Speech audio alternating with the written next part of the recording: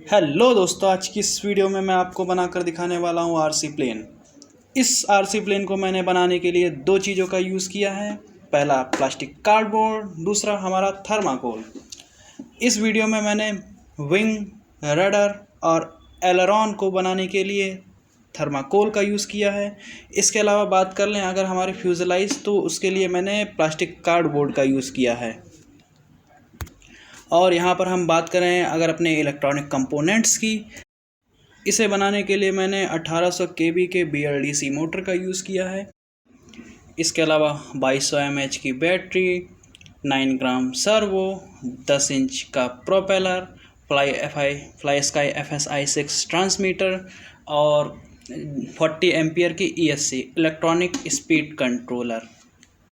तो चलिए बिना किसी देरी के वीडियो को स्टार्ट करते हैं।